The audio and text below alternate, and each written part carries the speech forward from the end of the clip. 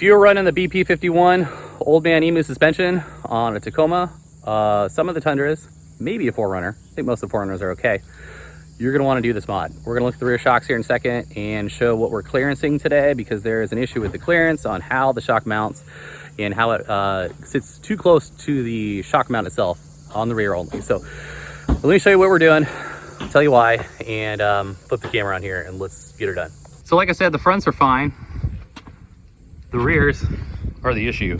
And I know this is an issue on at least some of the Tundras, and owning a Tacoma 3rd gen, I know it's an issue on the Tacomas. I'm unsure on the 4Runners. I think that the 4Runners might be okay from what I've heard, but again, I don't own one. So these are BP51 shocks. And as you can tell here, the way this rear shock sits, this knuckle is really, really close to the body mount. This one sits a little bit closer on this side than the passenger side for whatever reason, but Old Man Emu isn't super great about making, I think, users aware of this, but if you read the details, and actually read a YouTube video, or saw a YouTube video from someone else on YouTube, I can't remember who it was, who made me aware of this and started looking at it. Because there's a rubber bushing here, this can flex, and with this shock itself flexing in here, this knuckle can impact the mount itself, and that's not good, and it can actually cause this to be damaged and ruin the seal and leak all your oil out. That's what happened to the channel I'm referring to with the Tundra. So what we're going to do is we're going to pull the shock, we're going to get in here with the die grinder bit, and we're going to kind of make like a half a moon cut in here to clearance this out. And Old Man Emu says you should have 10 millimeters of clearance between this and anything else.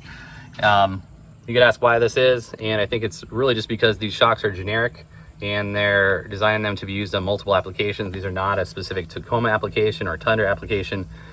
They're just designed to be used on a lot of different stuff. So being that they're not specific to this vehicle, this is just inherently a problem with this specific shock. And as I get closer here, it's kind of hard to tell.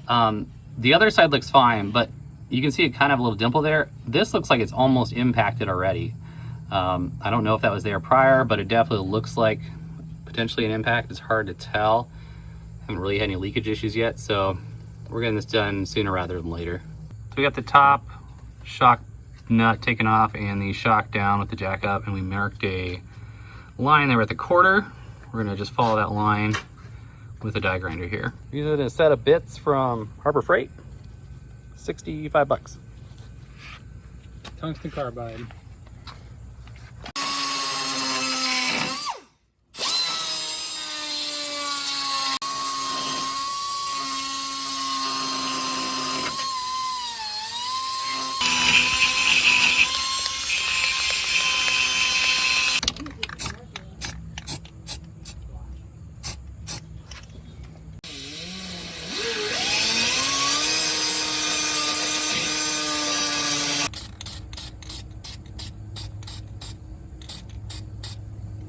So after we finish that cut, we hit it with a grinding or polishing stone.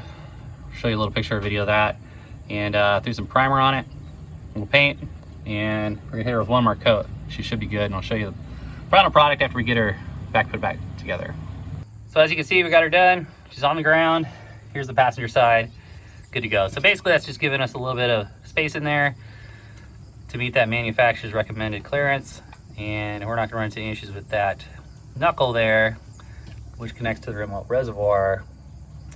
Any issues like in that video I was talking about earlier, which again I'll annotate below.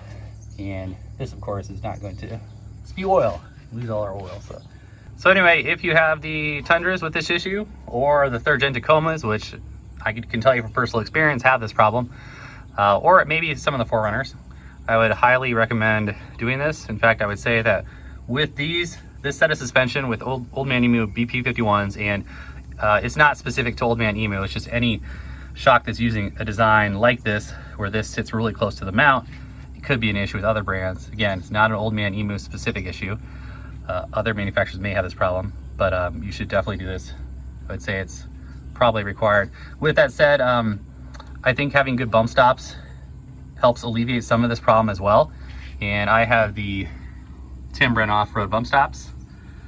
So I think that's probably the main reason why I didn't run into any issues. And my buddy who I bought these from, who had, I think, 8,000 miles on them maybe, also did not have any issues, and he did not do this mod. So I think having good bump stops helps a bit, but I would still recommend making sure we have enough clearance in there. All right, that's about it. If you guys got any questions, let me know. Turned out well. Big thanks to my buddy Jordan, helped out with this. And if you guys got any questions, give me a holler. Basically ready for a trip now, so stay tuned for more vids.